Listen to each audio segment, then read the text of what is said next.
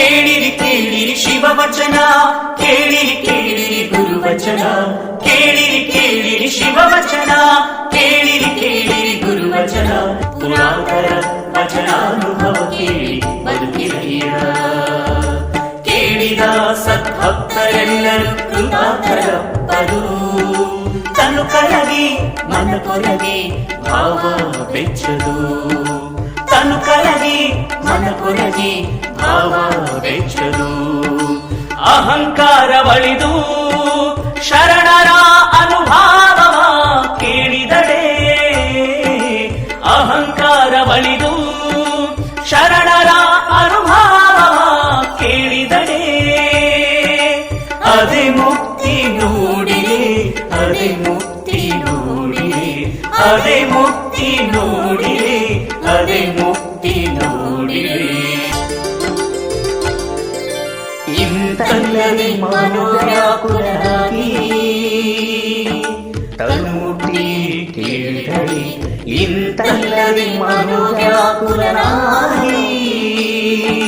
ತನ್ನುಟ್ಟಿ ಕೇಳಿದಳಿ.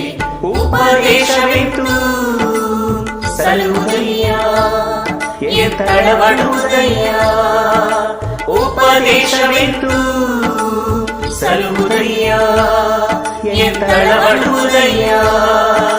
ಮಹಾಲಿಂಗ ಕಲ್ಲೇಶ್ವರ, ಮಹಾಲಿಂಗ ಕಲ್ಲೇಶ್ವರ ಗುರುವಚನ ಪರಾಮುಖಂಗೆ, ಗುರುವಚನ ಪರಾಮುಖಂಗೆ. ಎಂದೆಂದು ಭವಲಿಂಗರು ನೋಡ, ಎಂದೆಂದು ಭವಲಿಂಗರು ನೋಡ, ಎಂದೆಂದು ಭವಲಿಂಗರು ನೋಡ, ಎಂದೆಂದು ಭವಲಿಂಗರು ನೋಡ, ಎಂದೆಂದು ಭವಲಿಂಗರು ನೋಡ, ಎಂದೆಂದು ಭವಲಿಂಗರು ನೋಡ.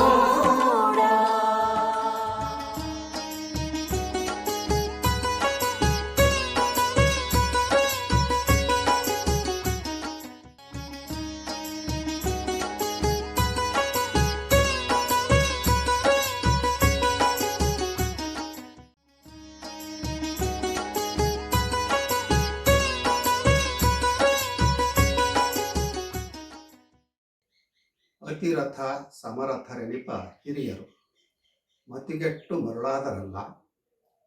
ದೇವ ಸತ್ತ, ಬ್ರಹ್ಮ ಹೊತ್ತ, ವಿಷ್ಣು ಕಿಚ್ಚ ಹಿಡಿದ. ಗಂಗೆ ಗೌರಿಯರಿಬ್ಬರು ಬರು ಮುಂಡೆಯಾದರು. ಇದ ಕಂಡು ಬೆರಗಾದೆ ಗುಹೇಶ್ವರ. ಅಲ್ಲಮ ಪ್ರಭುದೇವರ ಈ ವಚನಗಳು ಎಷ್ಟು ಸರಳವೋ ಅಷ್ಟೇ ಕಠಿಣ.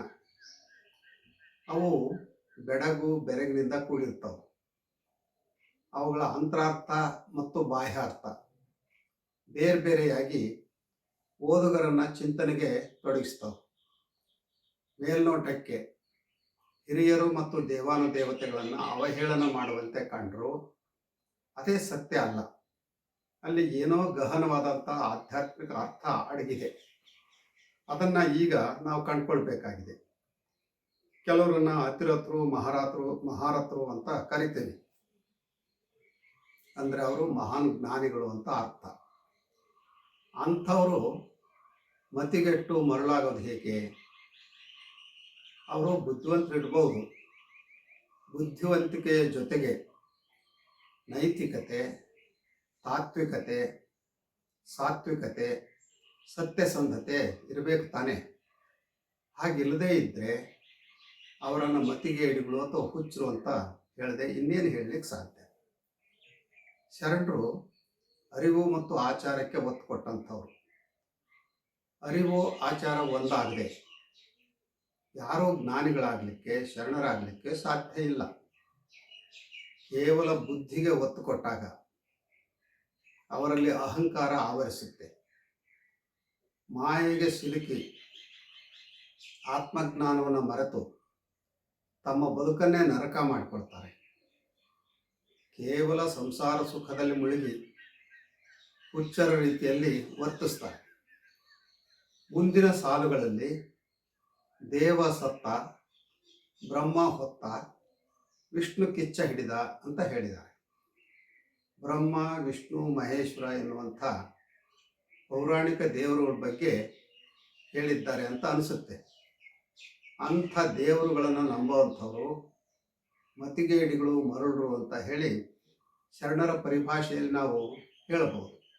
ಆದರೆ ಇಲ್ಲಿ ನೇರವಾಗಿ ಅಂಥ ದೇವರುಗಳ ವಿಚಾರ ಹೇಳ್ತಾರೆ ಅಂತ ಏನಲ್ಲ.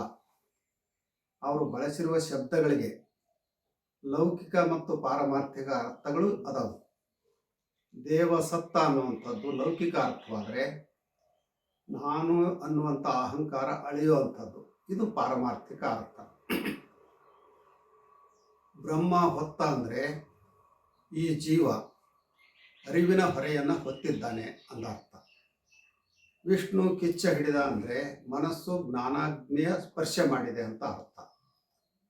ಮತ್ತೊಂದು ವಿಧದಲ್ಲಿ ಬ್ರಹ್ಮ ಅಂದರೆ ಅಹಂಕಾರ ಆವರಿಸಿದಂಥ ವ್ಯಕ್ತಿ, ವಿಷ್ಣು ಅಂದರೆ ಕಾಮನೆಗಳ ಉರುಳಿಗೆ ಬಲಿಯಾಗಿ ಬೇಯುತ್ತಿರುವಂಥ ಮನಸ್ಸು, ಮಹೇಶ್ವರ ಅಂದರೆ ಅಜ್ಞಾನ ನಿವಾರಣೆ ಮಾಡಿಕೊಂಡಂಥ ವ್ಯಕ್ತಿ.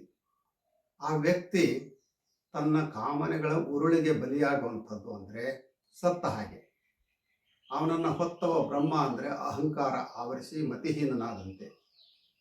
ಗಂಗೆ ಗೌರಿಯರು ಮುಂಡೇರಾಗುವುದು ಅಂದರೆ ಮಹೇಶ್ವರ ಸತ್ತ ಕಾರಣಕ್ಕೆ ಅಂತ ಭಾವಿಸೋ ಅಗತ್ಯ ಇಲ್ಲ. ಅದು ಆತ್ಮ ಪರಮಾತ್ಮರ ಮಿಲನ ಎಂದರಿತರೆ ಸಾಕು. ಭಕ್ತನ ಅಹಂಕಾರ ಅಡಗಿದಾಗ ಸೃಷ್ಟಿಯ ಮೂಲ ಜ್ಞಾನ ಪ್ರಾಪ್ತವಾಗುತ್ತೆ. ದೇವ ಸತ್ತ, ಬ್ರಹ್ಮ ಹೊತ್ತ ಅನ್ನುವಂಥದ್ದೇ ಇದರ ಅರ್ಥ. ವಿಷ್ಣು ಕಿಚ್ಚ ಹಿಡಿದೆ ಅಂದರೆ ಸಂಸಾರದ ಮೋಹ ಜ್ಞಾನವೆಂಬ ಕಿಚ್ಚಿನಿಂದ ಸುಟ್ಟು ಹೋಗುವಂಥದ್ದು, ಅಂದರೆ ಆಶೆ ಆಮಿಷಗಳಿಂದ ವ್ಯಕ್ತಿ ಮುಕ್ತನಾಗುವಂಥದ್ದು. ಗಂಗೆ ಗೌರಿಯರು ಮುಂಡೇರಾದರು ಅಂದರೆ ಸಂಸಾರ ಮತ್ತು ಮಾಯೆ ಅನ್ನುವಂಥ ದ್ವಂದ್ವಗಳು ಅಳಿದು, ಅಥವಾ ಹೆಣ್ಣು ಗಂಡು, ಸುಖ ದುಃಖ ಈ ರೀತಿಯ ದ್ವಂದ್ವದಿಂದ ಮುಕ್ತಿಯನ್ನು ಪಡೆಯುವಂಥದ್ದು. ಶರಣರು ಸ್ಥಾವರ ಕಳಿವುಂಟು, ಜಂಗಮ ಕಳಿವಿಲ್ಲ ಅಂತ ಹೇಳೋದ್ರ ಮೂಲಕ ಪ್ರತಿಮಾ ಸಂಸ್ಕೃತಿಯನ್ನು ನಿರಾಕರಿಸಿ ದೇಹವೇ ದೇವಾಲಯ ಅಂತ ಹೇಳಿದಂಥವ್ರು. ಅವರು ಪೌರಾಣಿಕ ಶಿವ, ಗಂಗೆ, ಗೌರಿ, ಬ್ರಹ್ಮ, ವಿಷ್ಣು ಇತ್ಯಾದಿ ದೇವರನ್ನು ನಂಬಿದವರಲ್ಲ. ಒಟ್ಟಾರೆ ಈ ವಚನ ಬಾಹ್ಯ ದೈವತ್ವವನ್ನು ನಿರಾಕರಿಸಿ ಅಂತರಂಗದಲ್ಲಿ ಅರಿವಿನ ದೀಪವನ್ನು ಬೆಳೆಸಿಕೊಳ್ಳಲಿಕ್ಕೆ ಹೇಳುತ್ತೆ. ಪ್ರಭುದೇವರು ವಚನದ ಹಿಂದಿರುವಂಥ ಸತ್ಯ, ಸತ್ವ ಅಂದರೆ ಬುದ್ಧಿವಂತಿಕೆಗಿಂತ ನಡೆ ನುಡಿ ಸಿದ್ಧಾಂತ ಮುಖ್ಯ ಅನ್ನೋದು. ಕೆಲವರು ತಾವೇ ದೊಡ್ಡವರು, ಜ್ಞಾನಿಗಳು ಅಂತ ಬೀಗ್ತಾರೆ. ಪೌರಾಣಿಕ ದೇವರುಗಳನ್ನು ಇಲ್ಲಿ ರೂಪಕವಾಗಿ ಅಲ್ಲಮ ಬಳಸಿದ್ದಾರೆ. ಬುದ್ಧಿವಂತರು, ಅಧಿಕಾರವಂತರು ಅನ್ನುವಂಥ ವ್ಯಕ್ತಿಗಳು ಹೇಗೆ ದಾರಿ ತಪ್ತಾರೆ ಅನ್ನೋದನ್ನು ಪರಿಣಾಮಕಾರಿಯಾಗಿ ವಿವರಿಸಿದ್ದಾರೆ. ಅತೀ ಬುದ್ಧಿವಂತ, ಜ್ಞಾನಿ ಅನ್ನುವಂಥ ವ್ಯಕ್ತಿ ಅಹಂಕಾರದಿಂದ ಮದೋನ್ಮತ್ತನಾದರೆ ಆತ ಸತ್ಯ, ನೀತಿ, ಪ್ರಾಮಾಣಿಕತೆ ಇಂಥ ಮೌಲ್ಯಗಳಿಂದ ದೂರ ಸರಿಯೋದು ಸಹಜ. ಅವನಲ್ಲಿ ಅಸುರಿ ಪ್ರವೃತ್ತಿ ಎದ್ದು ತೋರುತ್ತೆ. ಇದೇ ಅವರ ಮತಿಹೀನತೆಗೆ ಕಾರಣ ಆಗುತ್ತೆ. ಹಾಗಾಗಿ ಮನುಷ್ಯ ಅಹಂಕಾರ ಮತ್ತು ಬಾಹ್ಯಾಡಂಬರವನ್ನು ಬಿಟ್ಟು ಅಂತರಂಗದ ಅರಿವಿನ ಜ್ಯೋತಿ ಬತ್ತದ ಹಾಗೆ ಎಚ್ಚರದಿಂದ ಇರಬೇಕು ಅನ್ನುವಂಥ ಸದಾಶಯ ಪ್ರಭು ಅವ್ರದ್ದು ಇದ್ದ ಹಾಗಿದೆ. ಶರಣರ ತಾತ್ವಿಕ ನಿಲುವು ಕೂಡ ಇಲ್ಲಿ ವ್ಯಕ್ತವಾಗಿದೆ. ಅವರು ಪುರಾಣ ಕಲ್ಪಿತ ದೇವರುಗಳನ್ನು ಮತ್ತು ವಿಗ್ರಹದ ಆರಾಧನೆಯನ್ನು ಒಪ್ಪದೆ ತನ್ನ ತಾನರಿದಡೆ ತಾನೇ ದೇವ ಅಂತ ಹೇಳಿದವರು. ಬ್ರಹ್ಮ, ವಿಷ್ಣು, ಮಹೇಶ್ವರ ಅನ್ನುವಂಥ ಪೌರಾಣಿಕ ದೇವರುಗಳ ಕಾರ್ಯ ಏನು? ಎಲ್ಲರಿಗೂ ಗೊತ್ತಿರೋ ಹಾಗೆ ಬ್ರಹ್ಮ ಸೃಷ್ಟಿಯ ಕಾರ್ಯ ಮಾಡ್ತಾನೆ. ಆತ ಸೃಷ್ಟಿಸಿದ ಜಗತ್ತನ್ನು ಸಂರಕ್ಷಿಸುವಂಥ ಕಾರ್ಯವನ್ನು ವಿಷ್ಣು ಮಾಡ್ತಾನೆ. ಮಹೇಶ್ವರ ಲಯಕರ್ತ, ಅಂದರೆ ಕೆಟ್ಟದ್ದನ್ನು ಸಂಹಾರ ಮಾಡಿ ಒಳಿತನ್ನು ಬೆಂಬಲಿಸುವಂಥವು. ಆದರೆ ಈ ತ್ರಿಮೂರ್ತಿಗಳಿಗೂ ಕೂಡ ಜನನ ಮರಣ ಇದೆ. ಅವರು ಕೂಡ ಈ ಚಕ್ರದಿಂದ ಹೊರತಾಗಿಲ್ಲ. ಅದಕ್ಕಾಗಿಯೇ ಬಸವಣ್ಣವರು ಹುಟ್ಟಿಸುವಾತ ಬ್ರಹ್ಮನೆಂಬರು, ರಕ್ಷಿಸುವಾತ ವಿಷ್ಣು ಎಂಬರು ನೋಡ. ಬ್ರಹ್ಮ ತನ್ನ ಶಿರವನ್ನೇತಕ್ಕೆ ಹುಟ್ಟಿಸಲಾರ, ವಿಷ್ಣು ತನ್ನ ಮಗನನ್ನೇತಕ್ಕೆ ರಕ್ಷಿಸಲಾರ ಅಂತ ಪ್ರಶ್ನೆ ಮಾಡಿದ್ದಾರೆ. ಪ್ರಭುದೇವರ ವಚನದಲ್ಲಿ ದೇವ ಸತ್ತ, ಬ್ರಹ್ಮ ಹೊತ್ತ, ವಿಷ್ಣು ಕಿಚ್ಚ ಹಿಡಿದೆ ಅಂದರೆ ಸತ್ತ ದೇವರುಗಳನ್ನು ಹೊತ್ತುತ್ತಿರುವ ಸಂಪ್ರದಾಯವಾದಿಗಳನ್ನು ಅಣಕಿಸುವಂಥ ಪರಿಯೂ ಇರಬಹುದು. ಈಗಲೂ ದೇವರುಗಳನ್ನು ಕಲ್ಲತ್ತಗಿರಿ ಮತ್ತಿತರ ಕಡೆ ಹೊತ್ತೊಯ್ದು ರೀಚಾರ್ಜ್ ಮಾಡಿಸುವಂಥವ್ರು ಇದ್ದಾರೆ. ಹಾಗೆ ಮಾಡಿಸ್ಲಿಕ್ಕೆ ಆ ದೇವರೇನು ಕಾರಿನ ಬ್ಯಾಟ್ರಿನ ಒಟ್ಟಾರೆ ಮಾನವನ ಅಹಂಕಾರ ಮತ್ತು ಅಜ್ಞಾನ ಅಳಿದು ಆತ್ಮ ಸಾಕ್ಷಾತ್ಕಾರ ಪಡೆಯುವಂಥ ರೂಪಕ ಈ ವಚನದಲ್ಲಿ ಅವ್ಯಕ್ತವಾಗಿ ಅಡಗಿದೆ.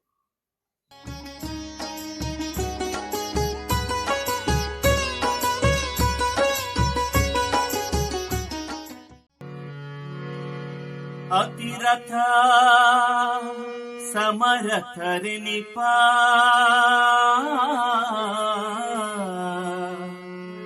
ಹಿರಿಯರೆಂಬುವರೆಲ್ಲ ಮತಿಗೆಟ್ಟು ಮರುಳಾದರಲ್ಲ.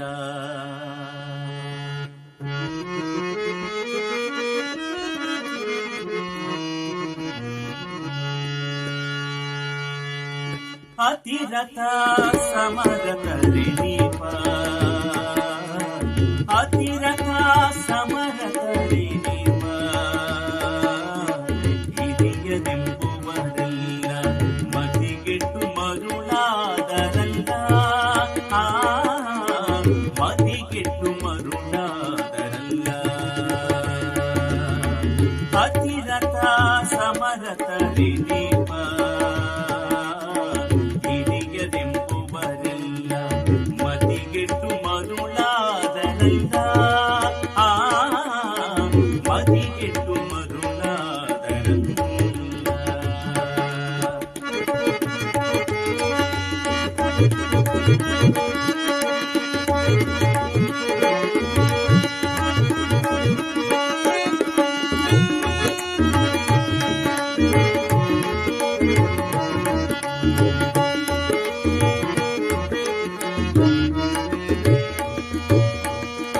ದೇವಸತ್ತ ಬ್ರಹ್ಮ ಹೊತ್ತ ವಿಷ್ಣು ಕಿಚ್ಚ ಹಿಡಿದ.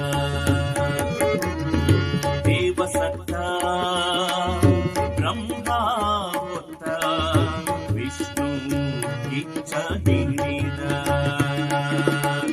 ಗಂಗೆ ಗೌರಿಯರಿಬ್ಬರು ಬರುಮುಂಡೆಯರಾದರು. ಗಂಗೆ ಗೌರಿಯರಿಬ್ಬರು ಬರುಮುಂಡೆಯರಾದರು. ಇದ ಕಂಡು ಬೆರಗಾದೆ ಗುಹೇಶ್ವರ. ಇದ ಕಂಡು ಬೆರಗಾದೆ ಗುಹೇಶ್ವರ. ಇದ ಕಂಡು ಬೆರಗಾದೆ ಗುಹೇಶ್ವರ. ಇದ ಕಂಡು ಬೆರಗಾದೆ ಗುಹೇಶ್ವರ.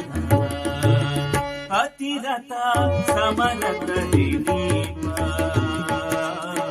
ಅತಿರಥ ಸಮರಥರಿನಿಪ ಹಿರಿಯರೆಂಬುವರೆಲ್ಲ ಮತಿಗೆಟ್ಟು ಮರುಳಾದರಲ್ಲ. ಮತಿಗೆಟ್ಟು ಮರುಳಾದರಲ್ಲ. ಅತಿರಥ ಸಮರಥರಿನಿಪ ಹಿರಿಯರೆಂಬುವರೆಲ್ಲ ಮತಿಗೆಟ್ಟು ಮರುಳಾದರಲ್ಲ. ಮತಿಗೆಟ್ಟು ಮರುಳಾದರಲ್ಲ. ಮತಿಗೆಟ್ಟು ಮರುಳಾದರಲ್ಲ. ಮತಿಗೆಟ್ಟು ಮರುಳಾದರಲ್ಲ.